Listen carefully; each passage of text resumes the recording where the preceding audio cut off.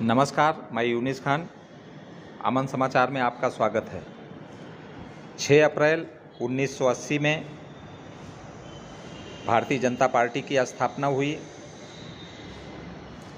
Bharatiya Janata party के स्थापना के सदस्य एवं राष्ट्रीय परिषद के पूर्व सदस्य ओम प्रकाश शर्मा जी से आज उनके 50 वर्षों के राजनीतिक अनुभव और कार्यों को लेकर के हमारी बातचीत हुई। उन्होंने अपने अनुभव को साझा करते हुए कहा कि भाजपा के बड़े नेताओं के साथ रहकर मुझे कार्य करने का अनुभव मिला। हमने थाने और पालघर जिले के ग्रामीण आदिवासी इलाके में स्थानीय लोगों को रोजगार मुहैया कराने का प्रयास किया। आज वाड़ा में बड़ी संख्या में औद्योगिक इकाई लगी जिसमें लाखों लोग काम कर रहे हैं। इस कार्य के लिए मुझे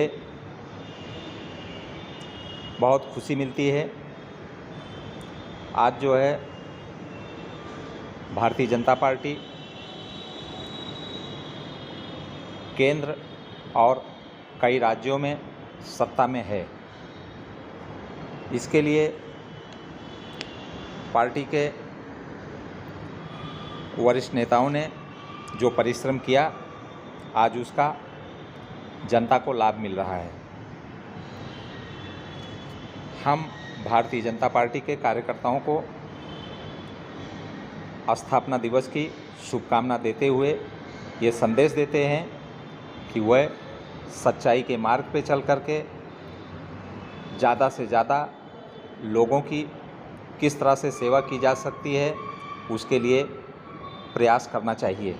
ओम प्रकाश शर्मा जी, आप भाजपा के स्थापना के सदस्य रहे हैं और इसके पहले आप जनसंघ में थे, तो आपने आपातकाल भी देखा है, राम जन्मभूमि आंदोलन, कश्मीर आंदोलन में आप शामिल रहे हैं। तो पहले से और आज से भाजपा में क्या आपको अनुभव आया है? अनुभव तो यही आया कि उम्र ढल गई, जवानी में काम करने का एक उत्साह था और जेलों में यात्रा करते रहते थे, आंदोलन करते थे और एक सपना था कि भारतीय जनता पार्टी को कैसे समाज में, देश में आगे तक ले जाए।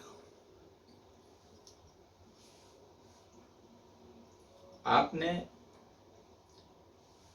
अटल बिहारी वाजपेयी जी, लाल कृष्ण आडवाणी, प्रमोद महाजन, गोपीनाथ मुंडे, अरविंद पेंडसे, पटवर्धन, राम कापसे, ये बड़े नेताओं के साथ आपने काम किया है।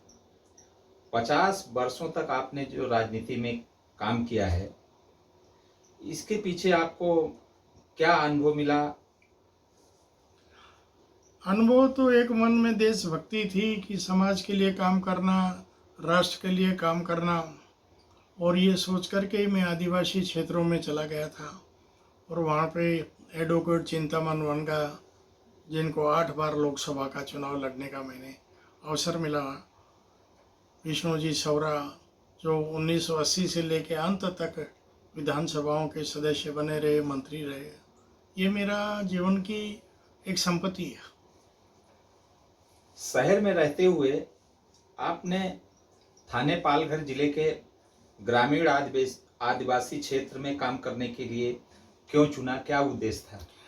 हमारी प्रेरणा यही थी कि हमें कुछ देश को देना है, हमें समाज को कुछ देना है, हमें कोई चुनाव नहीं लड़ना, हमें चुनाव लड़ाना है, हमें उन क्षेत्रों को, ग्रामीण क्षेत्रों में जो लोग पिछड़ गए हैं उनको आगे लाना है, उनको राज तिलक करना है, ऐसी हमारी संभावना मन में थी।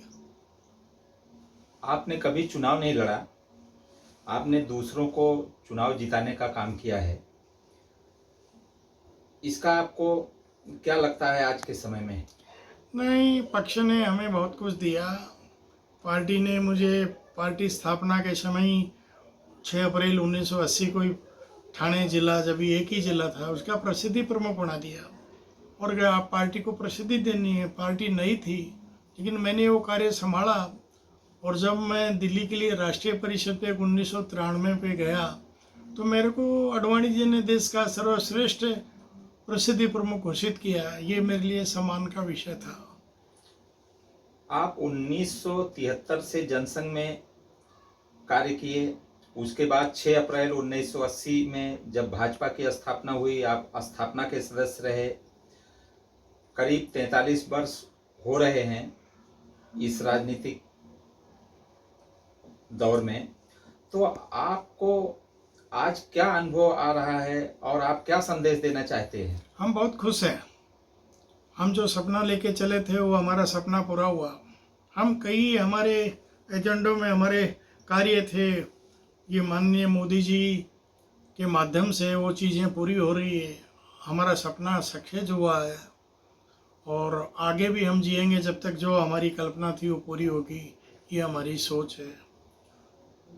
आपने वाड़ा क्षेत्र में स्थानीय ग्रामीणों को नौकरी देने के लिए आपने वहाँ पे उद्योग लगाने में काफ़ी आपने प्रयास किया था और उसके बाद जो है ग्रामीण क्षेत्रों के विकास के लिए आपने रेलवे की मांग किया था।